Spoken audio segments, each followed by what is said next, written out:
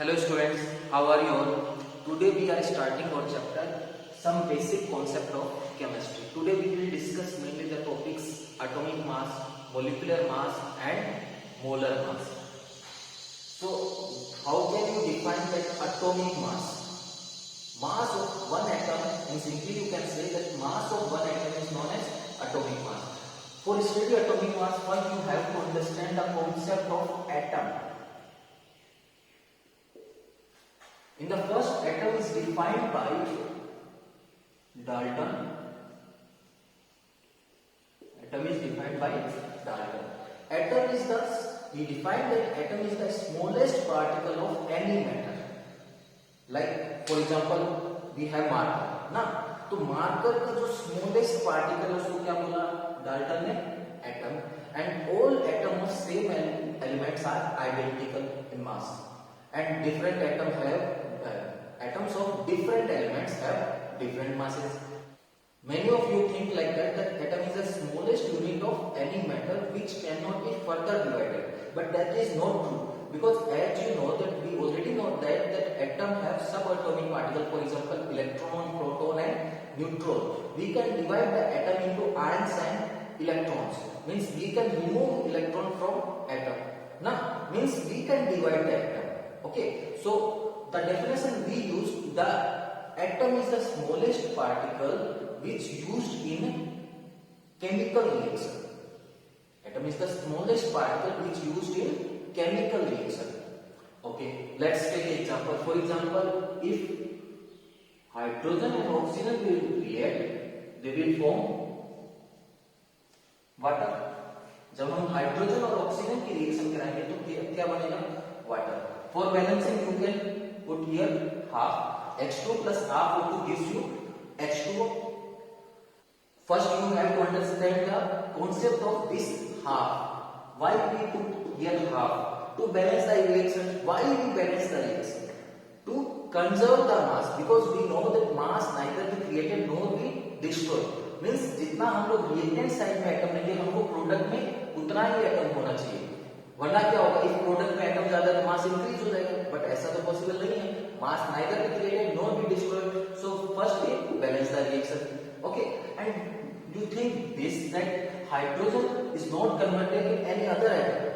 Means ऐसा तो नहीं माना रिएक्शन हुआ हाइड्रोजन नाइट्रोजन में कन्वर्ट हो गया या ऑक्सीजन किसी और में चीज में कन्वर्ट हो गया, या मॉलिक्यूल कैन कन्वर्ट. यहाँ पे हमारे पास हाइड्रोजन मॉलिक्यूल था, ऑक्सीजन मॉलिक्यूल था, यहाँ पे हमें वाटर मॉलिक्यूल मिला, बट एटम कभी भी किसी और एलिमेंट में कन्वर्ट नहीं होगा. फॉर एग्जांपल यहाँ हाइड्रोजन एटम है तो यहाँ भी आपको हाइड्रोजन ही एटम मिलेगा. तो आप क्या बोलेंगे एटम के लिए? Atom is the smallest unit of any matter which participate in chemical reaction.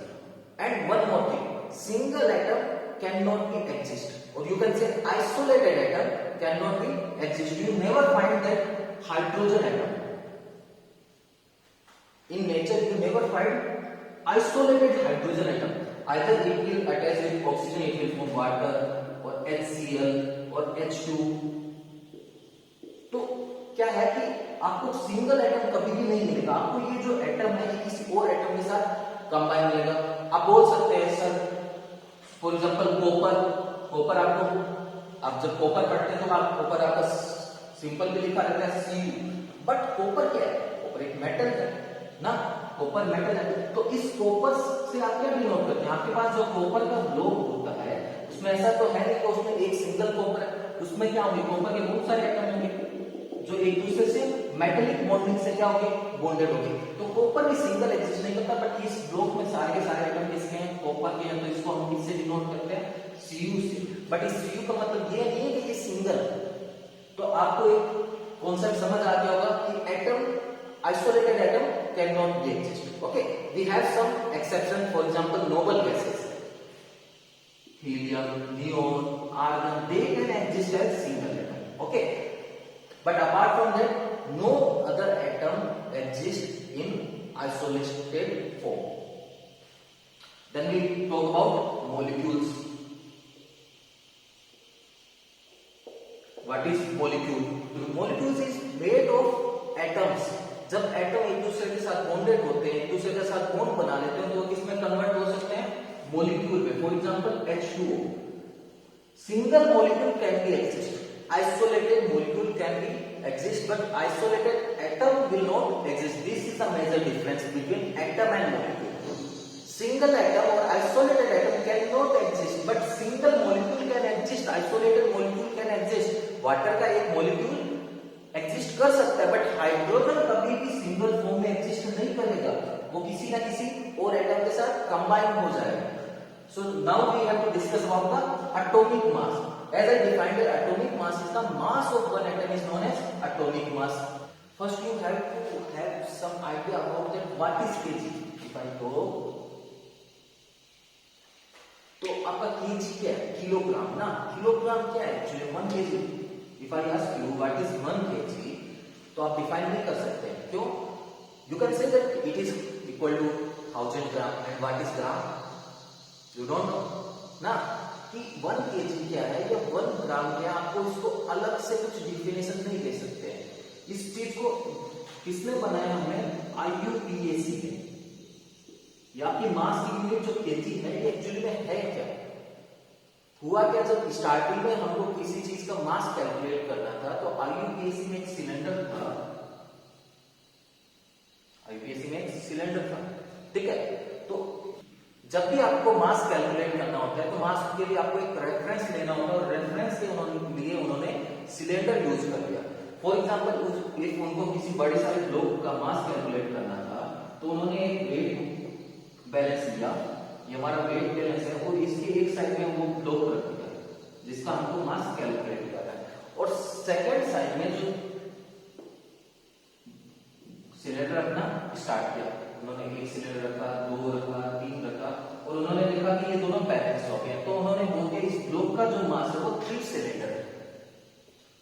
Suppose उसको उन लोगों को मेरा मास कैलकुलेट करना था, तो उन्होंने जो हमारी वेट बैलेंस है उनके उसके एक साइड मुझे खड़ा किया ना, स्माइल करता हो, ठीक है, और एक साइड सिलेंडर रखना स्टार्ट किया. सपोज 70 सिलेंडर रखने से मेरा वेट बैलेंस हो गया. तो उन्होंने बोल दिया मेरा वेट कितना है? 70 kg.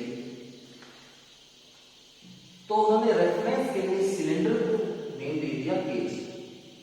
तो 1 सिलेंडर इक्वल टू 1 kg. तो अब मेरा वेट कितना हो गया? पहले मेरा वेट कितना बोल सकते हो? बोलो 70 सिलेंडर. अब वो सिलेंडर में वर्ड क्या यूज करने लगे? केजी. तो मेरा वेट कितना हो गया? 70 केजी हो गया ना. आपको ये पहले से पता होगा, आपने फिजिक्स में पढ़ा होगा कि केजी कैसे है ना. तो उन्होंने रेफरेंस के लिए, फिजिक्स वालों ने रेफरेंस के लिए क्या यूज किया? केजी, किलोग्राम ना. तो हम लोग वेट को किसमें कैलकुलेट करने लगे? किलोग्राम में. But as you know that atom is very small, even we can't see from naked eye ना. एटम को हम लोग नेक्ड आई से देख भी नहीं सकते हैं, तो उसका वेट के लिए हम किसमें कैलकुलेट करेंगे? उसको तो हम केजी में कैलकुलेट नहीं कर सकते ना, हम लोग ग्राम में कैलकुलेट कर सकते हैं, क्योंकि वो क्या बहुत ज्यादा स्मॉल है. इवन जब उसकी डिस्कवरी हुई थी तो कोई ऐसा इंस्ट्रूमेंट ही नहीं था कि जिससे आप एटम का मास फाइंड कर सके ना. तो उसकी लिए हम लोगों ने कुछ यूनिट्स यूज किए. वो यूनिट क्या है? AMU, U and DA. Full form of AMU is atomic mass unit, U denoted by unified mass and DA for Dalton ना. AMU और U सेम आप, ठीक है, आप AMU भी यूज कर सकते हैं और U भी यूज कर सकते हैं. AMU क्या आपकी एटॉमिक मास यूनिट. तो जैसे उन्होंने यहाँ पे रेफरेंस के लिए क्या यूज किया? सिलेंडर यूज किया. तो हमारी केमिस्ट्री में एटम्स का मास कैलकुलेट करने के लिए हमने जो रेफरेंस यूज किया वो क्या यूज किया? 1/12 मास ऑफ C12 एटम. ये यूज किया हमने रेफरेंस के लिए. अब हमको किसी का मास कैलकुलेट करना है, किसी भी एटम का मास, तो हम किसके रेस्पेक्ट में कैलकुलेट करेंगे? 1/12 mass of C12 atom. C12 क्यों यूज किया? क्योंकि एक तो ये मोस्ट मीडियम अबंडेंट था, नेचर में हर जगह मिलता है. आप जिस चेयर पे बैठे हैं, आइदर वो प्लास्टिक की बनी हो चाहे वो आपकी वुडन हो, उस दोनों में क्या होगा? कार्बन प्रेजेंट होगा. तो कार्बन हर जगह प्रेजेंट होता है. एक तो ये रीजन था, और सेकंड रीजन था इसको हम रेफरेंस देते हैं 1/12 मास ऑफ C12 को. तो मोस्ट ऑफ द एलिमेंट का मास होल नंबर में आ रहा था, इंटीजर फॉर्म में आ रहा था. इफ हमको याद करना है तो इंटीजर फॉर्म इजी होती है, होल नंबर इजी होता है. फॉर एग्जांपल हाइड्रोजन का मास 1 8 है तो हम इजीली याद कर सकते हैं. बट इफ उसका मास होता 0.846 तो याद करने के लिए भी टफ होता।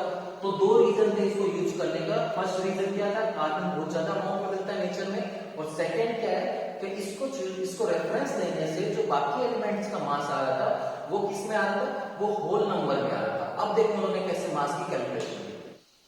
तो जब हम उनको मास की अदर एटम के मास की कैलकुलेशन करनी पड़ी, for example mass of oxygen atom, mass of oxygen atom equal to 16 times of 1/12 mass of C12। तो उन्होंने बोला कि जो ऑक्सीजन एटम का मास है जो हमने रेफरेंस लिया है, ठीक है, उससे कितना टाइम्स है, 16 टाइम्स है। सेम उन्होंने बात की मास ऑफ नाइट्रोजन एटम के लिए, तो उनका आंसर है 40 into 1/12 mass of C12 isotope. Same उन्होंने जब सोडियम के लिए बात किया तो ये आया 23 टाइम्स ऑफ 1/12। ओके, तो इससे उनको क्या समझ आया कि ये जो चीज है हमारी, हमको जब ऑक्सीजन का मास कैलकुलेट करना है तो हम किसके रेस्पेक्ट में कैलकुलेट कर रहे हैं, कार्बन के रेस्पेक्ट में कैलकुलेट कर रहे हैं। और कार्बन भी नहीं लिया, उन्होंने क्या लिया, एक कार्बन लिया रेफरेंस के लिए और उसके मास को इक्वल कर दिया 12 AU। किसके इक्वल कर दिया, 12 AU। तो 1 AU इक्वल टू कितना हो गया, 1 AU equal to 1/12 of this carbon atom. तो उन्होंने क्या किया, एक कार्बन एटम लिया, उसको 12 इक्वल पार्ट्स में डिवाइड किया और उसका एक जो पार्ट है उसको नेम क्या दे दिया उन्होंने, AMU। तो इसका इस ऑक्सीजन एटम के मास की बात करें तो ऑक्सीजन एटम का मास कितना हो जाएगा, 16 AMU। देखो अब आपसे कोई पूछे AMU क्या है, तो 1/12 mass of C12 atom is known as AMU। तो नाइट्रोजन एटम का मास कितना हो जाएगा, 14 AMU। इस सोडियम एटम का मास कितना हो जाएगा, 23 AMU। मैक्सिमम स्टूडेंट को ये AMU का कॉन्सेप्ट ही नहीं समझ आता, उनको कभी समझ ही नहीं आता कि एटॉमिक मास है क्या, ठीक है। तो आप उन बच्चों में नहीं होने चाहिए। 99% बच्चों को कभी भी AMU का कॉन्सेप्ट समझ ही नहीं आता है। आप बाकी 1% में होने चाहिए, ठीक है, आप उन 99% में नहीं होंगे। अब आप क्या सोचेंगे, आप ये सोचेंगे कि हमने एक कार्बन लिया, उसको 12 पार्ट में डिवाइड किया और उसका जो 1 पार्ट था उसको हमने क्या बोल दिया, 1 AMU, और सारे एटम का मास उसके रेस्पेक्ट में हमने कैलकुलेट कर दिया, ठीक है। मतलब क्या है कि ऑक्सीजन एटम क्या है, जो हमारा 12 पार्ट्स हमने कार्बन किए उससे क्या है, 16 टाइम्स हेवियर है, ठीक है। कितना हेवियर है, 16 टाइम्स हेवियर है। तो आप एटॉमिक मास को ऐसे भी डिफाइन कर सकते हो, atomic mass is a number which tells us the atom is how much times heavier than 1/12 mass of C12 atom. बात समझे कि कोई भी एटम C12 के 1/12 मास से कितना ज्यादा हैवी है। इफ अभी भी आप 99% बच्चों में से हैं जिनको AMU का कॉन्सेप्ट नहीं समझ आया, तो मैं फिर से एक बार बताना चाहता हूं, ठीक है। उन्होंने रेफरेंस के लिए क्या ले लिया, रेफरेंस के लिए उन्होंने लिया मास ऑफ C12 एटम, और इसको उन्होंने साइंटिस्ट ने डायरेक्टली बोल दिया 12 AMU। इसको उन्होंने क्या बोल दिया, 12 AMU। जैसे हमने एक सिलेंडर लिया था, IUPAC में एक सिलेंडर लिया और उसको बोल दिया 1 kg ना, और उसको आज तक हम यूज कर रहे हैं और हमको नहीं पता 1 kg क्या है। रेफरेंस ले लिया एक सिलेंडर और उसको हमने क्या बोल दिया, 1 kg बोल दिया। सेम हमने C12 एटम को कितना मान लिया, 12 AMU। तो 1 AMU इक्वल टू कितना हो जाएगा, 12 इधर आएगा डिवाइड हो जाएगा, means 1 AMU equal to 1/12 mass of C12 atom. तो ये हमारा कॉन्सेप्ट है कि हमने जो कार्बन था उसको 12 इक्वल पार्ट्स में डिवाइड किया और उसका जो एवरी पार्ट है उसका मास कितना है, 1 AMU। और जब हमको ऑक्सीजन का मास कैलकुलेट करना था, मास ऑफ 1 एटम ऑफ ऑक्सीजन, तो हमने बोला कि ऑक्सीजन जो है वो 16 टाइम्स हैवियर है इससे। कितना हैवियर है, 16 टाइम्स। कैसे आया उसके बारे में आपको नहीं सोचना है, आपको याद कर लेना है। तो क्या हो जाएगा, 16 into 1/12 mass of C12 atom, और इसी को हमने क्या बोला, AMU। तो हम डायरेक्टली क्या लिख देंगे, 16 AMU। AMU means atomic mass. Same हमने जब नाइट्रोजन के लिए बात किया तो कितना आया, 14 AMU। सेम हमने जब सोडियम के लिए बात किया तो कितना है हमारा 23 AMU। तो ये हमारे AMU का कॉन्सेप्ट है। और AMU क्या है? Atomic mass unit. Mass unit है किसको डिफाइन करने के लिए? एटम्स के मास को डिफाइन करने के लिए। इफ आपके पास एटम है तो आप उसको ग्राम या केजी में डिनोट नहीं कर सकते हैं। क्यों नहीं कर सकते हैं उसके बारे में आपको पता है ना? क्यों? क्योंकि एटम हम बहुत स्मॉल पार्टिकल है, नेक्स्ट आई से हम लोग देख भी नहीं सकते। और हाँ, तो जो स्टार्टिंग में हमारे पास कोई ऐसा इंस्ट्रूमेंट नहीं था जिसकी हेल्प से हम लोग क्या कर सके? एटम का मास ग्राम या केजी में कैलकुलेट कर सके। कोई ऐसा सोफिस्टिकेटेड इंस्ट्रूमेंट था ही नहीं हमारे पास। फ्यूचर में क्या हुआ? फ्यूचर में जब डिस्कवरी हुई तो हमारे पास एक इंस्ट्रूमेंट आ गया, मास स्पेक्ट्रोमीटर। तो मास स्पेक्ट्रोमीटर की हेल्प से हम एटम का मास ग्राम में कैलकुलेट कर सकते हैं। तो जब हमने उसकी हेल्प से कार्बन का मास कैलकुलेट किया तो मास ऑफ C12 एटम हमारे पास आया 1.99 into 10 to the power -23 ग्राम। हमने इतना कैलकुलेट कर लिया, ठीक है। ये कहां से आया? मास स्पेक्ट्रोमीटर से। मास स्पेक्ट्रोमीटर के अंदर हमने एक कार्बन एटम को डाला तो उसका मास कितना आ गया? 1.99 into 10 to the power -23 gram. Okay, अब हमने क्या किया? हमको क्या चाहिए? हमको 1 AMU की वैल्यू चाहिए ग्राम में। तो 1 AMU इक्वल टू कितना है? 1/12 तो मास ऑफ C12 एटम। तो हमको एक एटम का मास नहीं चाहिए, उसको 12 टाइम डिवाइड करेंगे तो हमारे पास 1 AMU का मास आ जाएगा। Means 1 AMU equal to 1/12 mass of C12 atom. तो means 1.99 into 10 to the power -23 divide by 12 gram.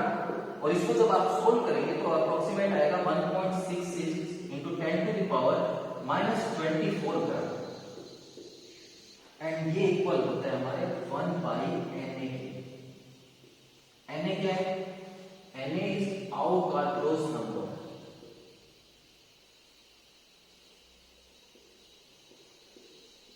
Na is Avogadro's number. Value है 6.023 into 10 to the power 23। इसको हम क्या बोलते हैं? आउगाड्रोस नंबर। तो 1.66 into 10 to the power -24 ग्राम इसके इक्वल है 1/Na के इक्वल है। तो बच्चों अब हम सीखेंगे कि इसको यूज कैसे करना है। आपने सीख लिया है कि 1 AMU equal to 1.66 into 10 to the power -24 gram, और यू कैन से 1/Na gram, where Na gives 6.023 into 10 to the power 23। तो आप इसको यूज कैसे करेंगे? इफ आपको 2 ग्राम पूछे या 2 AMU पूछे, 2 AMU equal to 2 into 1.66 into 10 to the power -24 gram ना। 3 AMU पूछेगा तो 3 AMU equal to 3 into 1.66 into -24 gram. If आपको mass of oxygen atom gram में फाइंड करना है तो AMU में कितना था? AMU में था ऑक्सीजन का मास 16 AMU।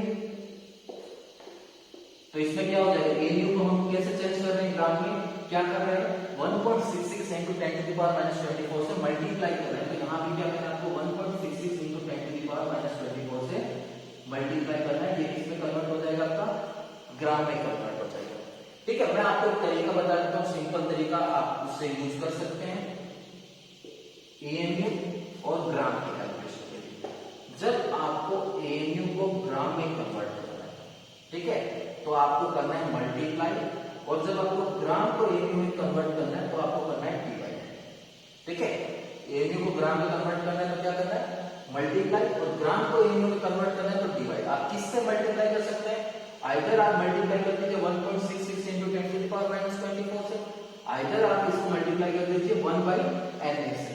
ठीक है, इस AMU को आप ये भी लिख सकते हैं, ये भी सही है, और 16 into 1/Na ग्राम ये भी सही है। ठीक है, हाँ मैंने फाइनल आंसर नहीं निकाला है, आप इसको मल्टीप्लाई करके सोल्व करके लिखेंगे या फिर Na के जगह आप पुट करेंगे 6.023 into 10 to the power 23, तो फाइनल आंसर आपका आ जाएगा ऑक्सीजन एटम का मास किसमें? ग्राम। बट आपको कॉन्सेप्ट सीखना है कि आपको एमयू को ग्राम में कैसे कन्वर्ट करना है और ग्राम को एमयू में कैसे कन्वर्ट करना है। तो मैंने बोर्ड पे कुछ एटम्स का एटॉमिक मास लिखे हैं, आपको या तो आप याद कर सकते हैं या आप इतनी ज्यादा प्रैक्टिस करिए कि अपने आप याद है। ठीक है, मोस्टली हम लोग एलिमेंट कहां तक आप याद करिएगा, आप जिंक तक याद कर लीजिए तो भी हो जाएगा। ठीक है, 30 तक एलिमेंट्स तक का मास हमें याद होना चाहिए। ये और if उससे ज्यादा आता है, फॉर एग्जांपल सिल्वर को ज्यादा जरूरत नहीं है याद करने की, आता है एग्जाम पे तो आपको एटॉमिक मास वहां पे गिवन है। हाइड्रोजन का एटॉमिक मास कितना है 1, मैंने 1 लिखा मतलब यूनिट के एन ना। हाइड्रोजन का एटॉमिक मास कितना है 1 है। हीलियम का एटॉमिक मास कितना है 4 है। लिथियम का एटॉमिक मास क्या है 7 है। कार्बन का एटॉमिक मास कितना है 12 है। नाइट्रोजन का एटॉमिक मास कितना है 14 है। ऑक्सीजन का 60, फ्लोरीन 19, नियोन 20, सोडियम 23, मैग्नीशियम का 24, aluminium 27, silicon 28, phosphorus 31, sulphur 32, chlorine 35.5। ये पॉइंट्स में क्यों आए इसकी भी हम कैलकुलेशन करेंगे। ठीक है, बाद में सीखेंगे कहीं ये 35.5 कैसे है। Potassium 39, calcium 40, chromium 52, manganese 55, iron 56 MU, copper 63 MU, zinc 65 MU, bromine 80 MU, silver 108 MU. अच्छा, अब आपको इससे क्या क्या समझ आता है। मैं जब इस चीज को देखता हूँ, जैसे मुझे पोटेशियम का मास 39 दिखता है तो मैं बहुत सारी चीजें एक साथ सोच लेता हूँ। ठीक है, इस टेबल को आप लिख लीजिए कहीं। ठीक है, और हो सकता है तो आप याद कर लीजिए। अब मैं पोटेशियम का मास जब मुझे 39 दिखता है तो मैं इसको क्या क्या इंटरप्रेट कर सकता हूँ, मैं वो बताता हूँ। तो mass of one atom of potassium equal to, आपने क्या देखा अभी 39 एमयू। ठीक है, और आपको पता है एमयू इक्वल टू क्या होता है, MU is 1/12 mass of C12 atom. तो आप इसको ऐसे भी लिख सकते हैं। सेकंड आप कैसे लिख सकते हैं, अब एमयू को आप ग्राम में चेंज करना सीख गए कैसे, 39 इंटू 1.66 इंटू 10⁻⁻24 ग्राम। ये भी सही है ना, एमयू को ग्राम में चेंज करने के लिए मल्टीप्लाई करना होता है। और सेकंड हमने एक और चीज बताई, आप इससे मल्टीप्लाई नहीं करना चाहते तो आप किससे मल्टीप्लाई कर सकते हैं, 39 इंटू 1/Na ग्राम। तो ये सारे क्या है, मास है किसका, पोटेशियम एटम का। रिप्रेजेंट करने का तरीका अलग अलग है। इफ एमयू में रिप्रेजेंट करेंगे तो आपको सारे सिंपल 39 एमयू लिख देना है। इफ आप रिलेटिव मास में रिप्रेजेंट कर रहे हैं, कार्बन के रेस्पेक्ट में रिप्रेजेंट कर रहे हैं तो 39 into 1/12 mass of C12 atom. If आप ग्राम में चेंज कर रहे हैं तो आप दोनों में से कोई सा भी तरीका यूज कर सकते हैं जिसमें आपको कैलकुलेशन इजी लगे। ठीक है, जिस चीज से आपकी कैलकुलेशन इजी लगे आपको, आप वो मेथड यूज कर सकते हैं। ये आपके ऊपर है दोनों से। ठीक है, अब बात करते हैं हम मोल की। मोल क्या है, व्हाट इज मोल ना। मोल कुछ नहीं है, 1 मोल इक्वल टू, सिंपल बोल दूं तो 1 मोल इक्वल टू Na। क्या था, Avogadro's number means 6.023 into 10⁻23 particles. अब ये पार्टिकल्स एटम भी हो सकते हैं, आयंस भी हो सकते हैं, मॉलिक्यूल्स भी हो सकते हैं। ठीक है, मैं एक सिंपल एग्जांपल देता हूं। मोल क्या है, यूनिट है अमाउंट ऑफ सब्सटेंस की। अमाउंट ऑफ सब्सटेंस की यूनिट क्या है, मोल है। जैसे हम मार्केट में जो वर्ड यूज करते हैं अमाउंट ऑफ सब्सटेंस के लिए, क्या यूज करते हैं, डोजन, या हिंदी में जिसको दर्जन बोल देते हैं। अब डोजन का मतलब क्या होता है, हम बोलते हैं 1 डोजन बनाना दे दो। 1 डोजन बनाना का मतलब क्या होता है, 12 बनाना ना। तो डोजन वर्ड किस के लिए यूज करते हैं हम, 12 के लिए। 1 डोजन एप्पल मींस 12 एप्पल। तो 1 मोल का मतलब क्या है, 1 मोल का मतलब बस ये नंबर है, सिंपल सा कॉन्सेप्ट है। 1 मोल का मतलब क्या है, ये नंबर है। इफ मुझे कोई बोले सर 1 मोल मार्कर, उससे मैं क्या समझूंगा, 6.023 इंटू 10⁻23 मार्कर। ठीक है, 1 मोल एप्पल मतलब 6.023 इंटू 10⁻23 एप्पल। जैसे 1 दर्जन में 12 होते हैं, 12 होते हैं, वैसे 1 मोल में कितना होता है, 6.023 इंटू 10⁻23 पार्टिकल्स। ठीक है, इफ मुझे किसी ने लिखा कैसे 5 मोल ऑक्सीजन एटम। ठीक है, तो मैं इससे क्या समझूंगा, 5 मोल ऑक्सीजन एटम से मेरा मतलब क्या होगा, 5 इंटू 6.023 इंटू 10⁻23 ऑक्सीजन एटम। बात समझे? 5 मोल का मतलब क्या हुआ? 5 इंटू 6.023 इंटू 10⁻23 पीछे है ऑक्सीजन एटम था, यहाँ भी हमने क्या लिख दिया? Oxygen atom. तो मोल का कॉन्सेप्ट आपका क्लियर होना चाहिए। मोल कुछ भी नहीं है, सिंपल सी चीज है, बस ये नंबर है मोल। 1 मोल बोलने का मतलब 6.023 इंटू 10⁻23। 2 मोल बोले तो 2 इंटू 6.023 इंटू 10⁻23। 3 मोल बोले तो 3 इंटू दिस ना। तो आपको मोल का भी कॉन्सेप्ट क्लियर होगा। अब बात करते हैं मोलर मास। अब बात किसकी कर रहे हैं? मोलर मास की। फर्स्ट हमने एटॉमिक मास सीखा था, अब क्या सीखते हैं? Molar mass. मोलर मास क्या होता है? Mass of 1 mole substance in gram. Molar mass की डेफिनेशन क्या होगी?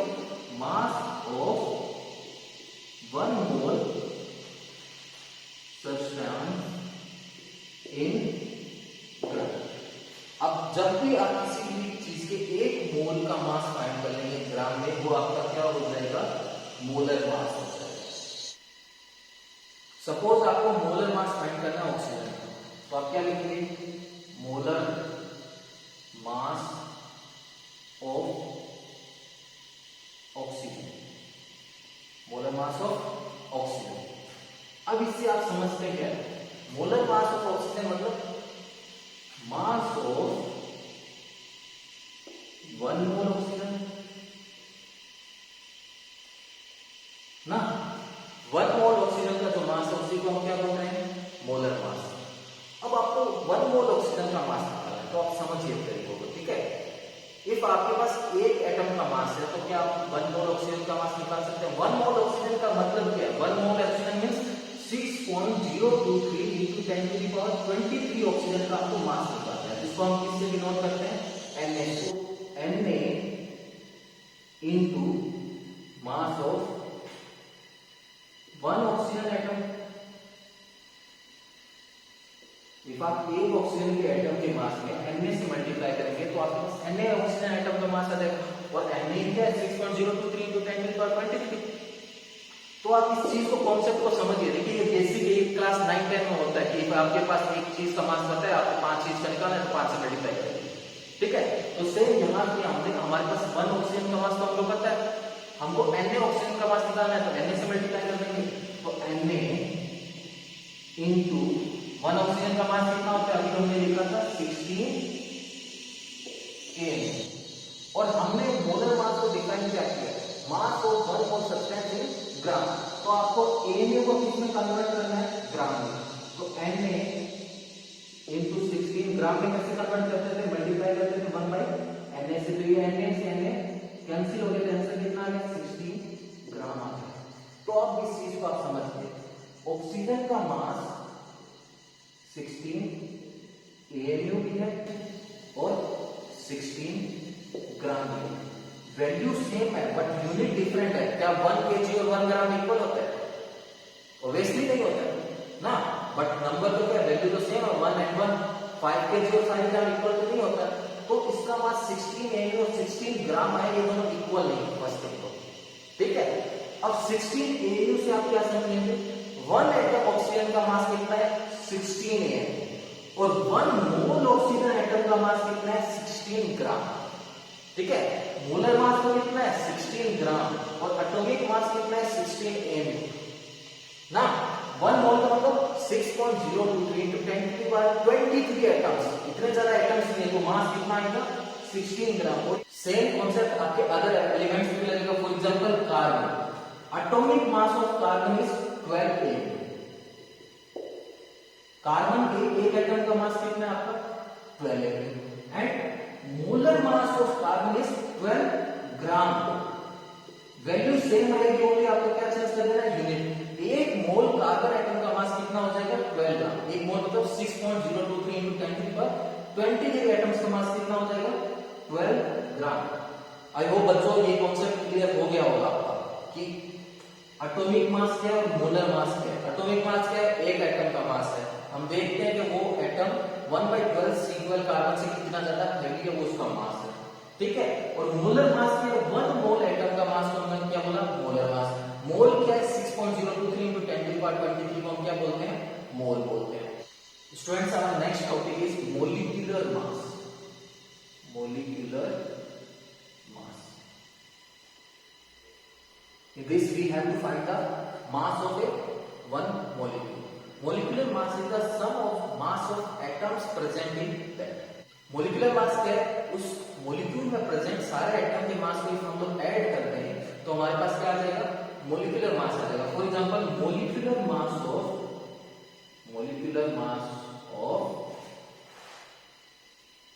CO2 carbon dioxide. तो जब हमको कार्बन डाइऑक्साइड का मोलिकुलर मास फाइंड करना है तो हमको क्या करना है? इसके अंदर जो जो एटम प्रेजेंट है उनके मास को सिंपली ऐड करते हैं. हमने पढ़ लिया कार्बन का मास कितना होता है? 12. तो 12 प्लस ऑक्सीजन का मास कितना होता है? 16. बट यहाँ पे ऑक्सीजन कितनी है? 2 है. तो 2 ऑक्सीजन का मास कितना हो जाएगा? 2 into 60. सोल्व करेंगे 12 प्लस 32 इक्वल टू 44. ओके. अब मैंने इसकी कोई यूनिट नहीं लिखी. इसकी यूनिट आप AMU भी लिख सकते हैं एंड ग्राम भी लिख सकते हैं. अब कॉन्सेप्ट समझिए. कब आप AMU वर्ड यूज करेंगे, कब आप ग्राम यूज करेंगे. इफ मुझे सिंगल मॉलिक्यूल का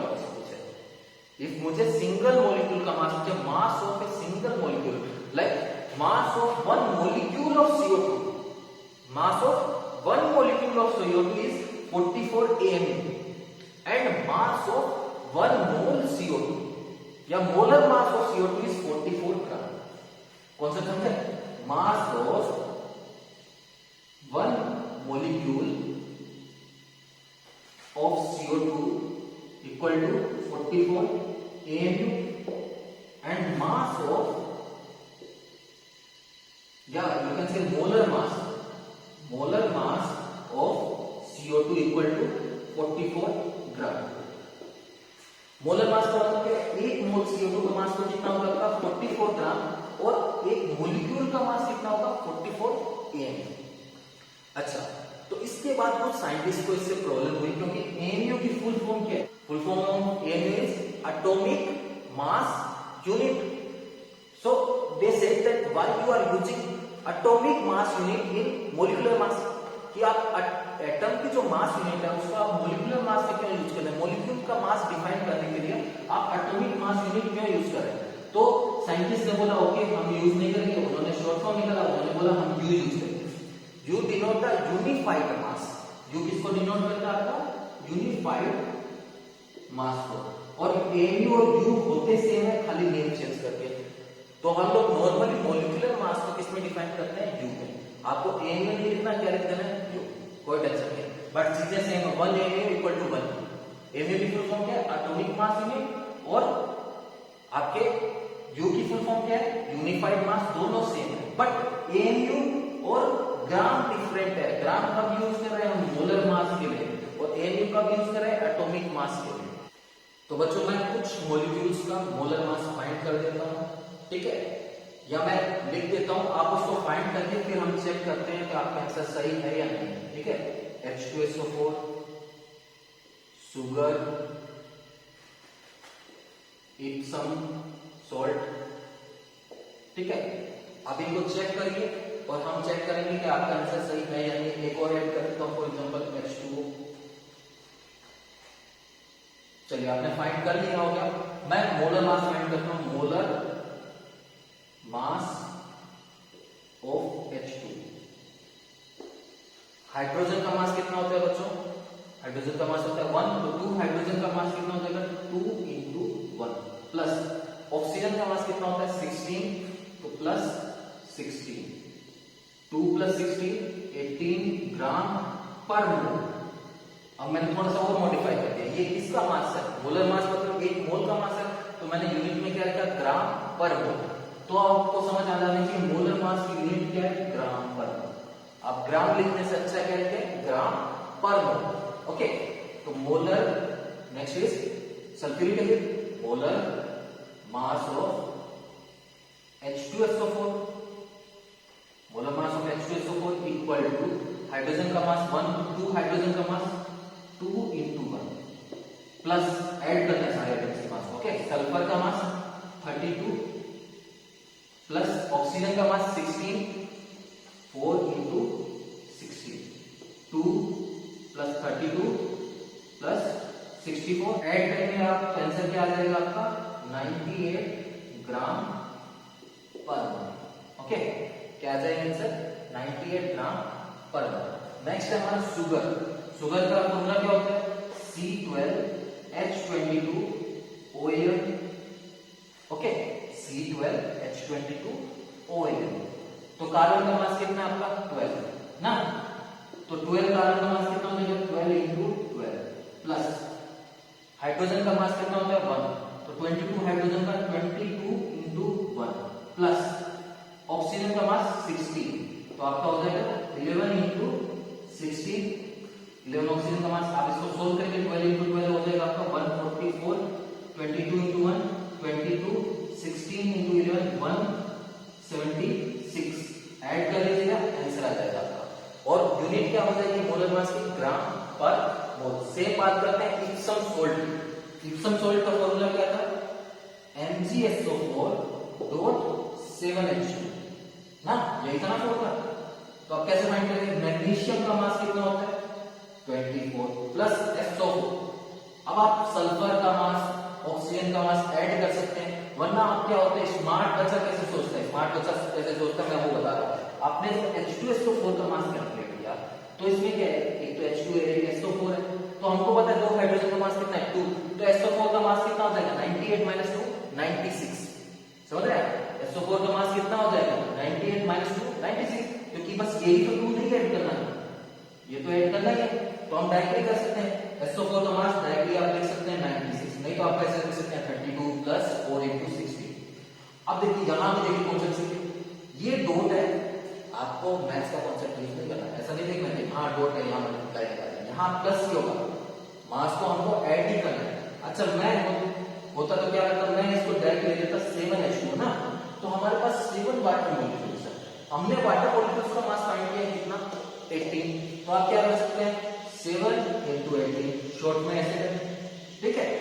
इफ आप स्मार्ट बच्चे नहीं आप नॉर्मल है तो आप आराम से करिए, गलती नहीं होगी, ठीक है। आराम से कैसे करेंगे, मैग्नीशियम का मास 34 प्लस सल्फर का मास कितना होता है 32 प्लस 32, ऑक्सीजन का मास 16, तो 4 ऑक्सीजन का 4 इंटू 16 प्लस, अब आप देखिए यहाँ पे कितने हाइड्रोजन है, H2O में 2 हाइड्रोजन है, तो 7H2O में कितने हाइड्रोजन होंगे 40, तो 40 इंटू 1 प्लस ऑक्सीजन कितना है 7, 1H2O में 1 ऑक्सीजन होती है, तो 7H2O में 7 ऑक्सीजन है और ऑक्सीजन का मास होता है 16। आप दोनों से चेक कर सकते हैं, आंसर आपका क्या आएगा सेम आएगा, दोनों सही, ठीक है। अब मैंने आपको तरीका बता दिया कि कुछ बच्चे ऐसे सोचते हैं कुछ ऐसे सोचते हैं, पर इस चीज का ध्यान रखना, बहुत सारे बच्चे क्या करते हैं डॉट देखते हैं यहाँ पे प्लस इसमें मल्टीप्लाई करा देते हैं, ठीक है। आपको ये काम नहीं करना है, ये डॉट बस ये डिनोट करना है कि यहाँ पे वाटर मॉलिक्यूल क्या है MgSO4 के साथ अटैच। तो बच्चों हमने हमारा लेक्चर कंप्लीट कर लिया है, ठीक है। मैं आपको वापस से रिवाइज करवा देता हूँ, इफ आपको कुछ नहीं समझ आया तो आपको हो सकता है रिवीजन में वो चीज समझ आ जाए, ठीक है। देखो फर्स्ट थिंग समझ लो कि ये जो हमारा फर्स्ट चैप्टर है बेसिक कॉन्सेप्ट ऑफ केमिस्ट्री, ये हमारे फंडामेंटल्स है, ये हमारा फिजिकल केमिस्ट्री का फर्स्ट चैप्टर है, ठीक है। तो आगे के जो भी चैप्टर होंगे उनका बेसिक्स कहाँ है यहीं पे, ठीक है। इफ आपको ये चैप्टर समझ आ जाएगा तो फिजिकल केमिस्ट्री के सारे चैप्टर आपको इजीली समझ आएंगे, ठीक है। इफ आपको ये चैप्टर नहीं समझ आएगा तो हर चैप्टर में आपको प्रॉब्लम होगी, आपको वापस से फर्स्ट चैप्टर पढ़ना पड़ेगा, ठीक है। तो इस चैप्टर में हमने क्या क्या देखा हम एक बार फिर से देख लेते हैं ताकि आपको कुछ कुछ समझ आ जाए, इफ नहीं है तो हमने फर्स्ट देखा एटम। एटम के लिए हमने बोला smallest unit of any matter ना विच पार्टिसिपेट इन केमिकल रिएक्शन, ठीक है। देन हमने बोला मॉलिक्यूल, हमने बोला एटम जब दूसरे एटम से बॉन्डेड हो जाएगा ना तो वो क्या इसमें चेंज हो जाएगा हमारे मॉलिक्यूल में। मेजर डिफरेंस क्या बोला आइसोलेटेड, मेजर डिफरेंस क्या बोला isolated atom can not be exist but isolated molecule can be exist ना, अकेला एटम एग्जिस्ट नहीं करेगा बट अकेला मॉलिक्यूल एग्जिस्ट कर सकता है। फिर हमने इसके मास की बात की जिसको हमने किससे क्या नाम दिया atomic mass. Atomic mass is mass of one atom is known as atomic mass. तो इसको डिफाइन करने के लिए हमने यूनिट क्या यूज किए, हमने यूनिट यूज की AU, जिसको हम क्या लिख सकते हैं U भी लिख सकते हैं, दोनों सेम होते हैं बस नेम अलग है। और इसकी जगह हम डाल्टन भी यूज कर सकते हैं, ठीक है। मोस्टली हम क्या यूज करते हैं, एएमयू भी यूज करते हैं, ठीक है। अब फिर हमने डिफाइन किया 1 एएमयू इक्वल टू क्या है, 1 AMU equal to 1/12th mass of C12 atom. Carbon के 3 आइसोटॉप्स है हमारे पास, C12 भी है, C13 भी है और C14 भी है। बट जब ये चीज हमने दिया था तो कार्बन का एक ही आइसोटॉप था, उससे पहले बाकी आइसोटॉप की डिस्कवरी नहीं हुई थी। कौन सा, C12 एटम, हमने इसी को यूज किया और सबसे ज्यादा स्टेबल भी यही है, नेचर में अराउंड 98-99% मिलता है ये, तो सबसे ज्यादा मिलता भी यही, इसलिए इसको यूज किया। और सेकंड रीजन क्या बोला था, इफ हम लोग C12 को यूज करें तो बाकी एटम्स का मास क्या आता है, होल नंबर में आता है, तो हमने इसलिए इसको यूज किया। फिर हमने देख लिया 1 एएमयू को हमने ग्राम में भी कन्वर्ट करके देख लिया। 1 एएमयू इक्वल टू क्या होता है, 1.66 into 10⁻²4 ग्राम और 1/Na ग्राम, हमने ये चीज देखी, ठीक है। फिर हमने बोला आपको इस कॉन्सेप्ट को समझ आया नहीं है कोई मतलब नहीं है, ठीक है। आपको मास याद है तो आपको कॉन्सेप्ट क्लियर है। इफ आपसे कोई पूछे कार्बन का मास कितना है, 12 एएमयू, ठीक है। हाँ, आपको पता होना चाहिए ये क्या है, बट वो थोड़ी जानते हैं कि आपको पता है नहीं होता। आपसे कोई पूछे नाइट्रोजन का मास कितना है, बोलते हम 14 एएमयू ना। तो आपको इफ याद है तो आपका कॉन्सेप्ट क्लियर है। उसके बाद आपने सीखा कि मोल क्या है। तो हमने बोला था मोल क्या है, मोल एक सिंपल सा नंबर है जिसकी यूनिट होती है a mole, okay. 1 mole equal to 6.023 into 10⁻23 particle. 1 mole का मतलब क्या है, 6.023 into 10⁻23 पार्टिकल। इसको हमने क्या बोल दिया, इसको हमने 1 मोल बोल दिया, ठीक है। ये आपका मोल है। अब कोई मुझसे पूछा कि मोलर मास क्या होगा, तो हमने बताया हमने पूरी कैलकुलेशन नहीं करनी है, ठीक है। मुझसे कोई पूछता है मोलर मास ऑफ कार्बन, तो मैं पूरा कैलकुलेशन नहीं करता, मैं बोलता हूँ 12 ग्राम। मुझे याद है atomic mass of carbon is 12 MU, means molar mass of carbon is 12 ग्राम। समझ आ रहा है। इफ मुझसे कोई पूछता है molar mass of nitrogen 14 gram, molar mass of sodium 23 gram, molar mass of chlorine 35.5 ग्राम, तो आपको बस याद होना चाहिए कि आपको बस क्या करना है, ए में किसमें क्या कर देना है, ग्राम, वो किसमें कन्वर्ट हो जाएगा, आपका मोलर मास। देन हमने कॉन्सेप्ट सीखा मॉलिक्यूलर मास। किसका कॉन्सेप्ट सीखा हमने, मॉलिक्यूलर मास का। मॉलिक्यूलर मास के लिए हम क्या करते थे, जो भी एटम उसके अंदर प्रेजेंट है उनके मास को हम क्या कर देते थे, ऐड कर देते थे। और यूनिट में हम लोग यूज कर देते थे यू। इफ 1 मॉलिक्यूल का मास फाइंड करना है तो यू यूज करेंगे, और इफ मॉलिक्यूल का भी मोलर मास फाइंड करना है तो यूनिट क्या यूज कर लेंगे, ग्राम यूज कर लेंगे।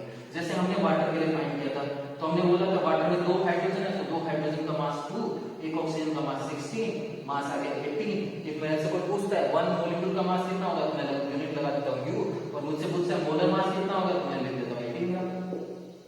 और फिर हमने बोला था कि मोलर मास का बेटर यूनिट क्या होगी, ग्राम पर मोल। क्यों, मोलर मास किसके लिए डिफाइन है, 1 मोल के मास के लिए, तो आप यूनिट क्या यूज कर सकते हैं, ग्राम पर मोल।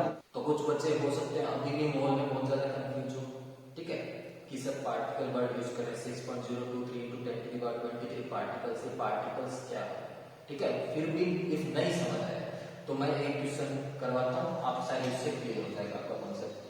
Find the total number of atoms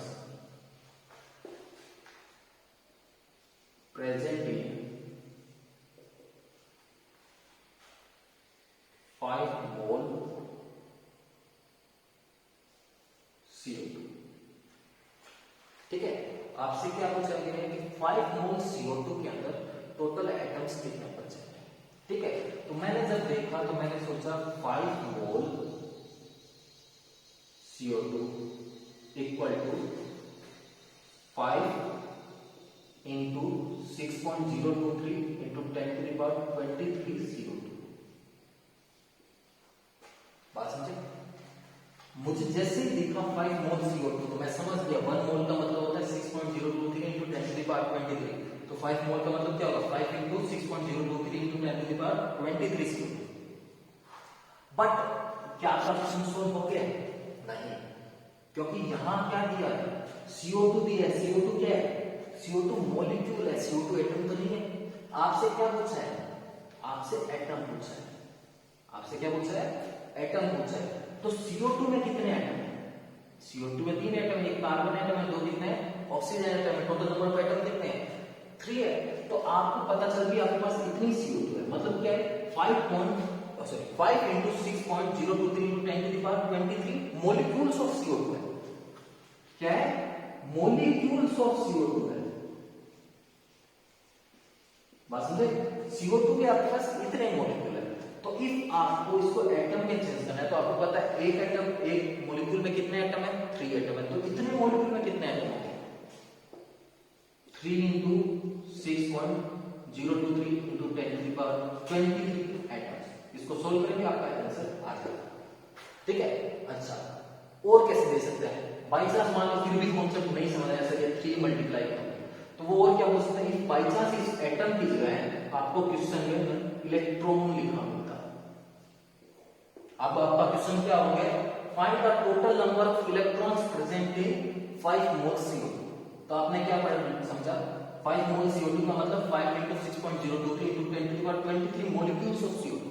अब आप क्या सोचेंगे कि एक मॉलिक्यूल में कितने इलेक्ट्रॉन है, एक मॉलिक्यूल में कितने इलेक्ट्रॉन है।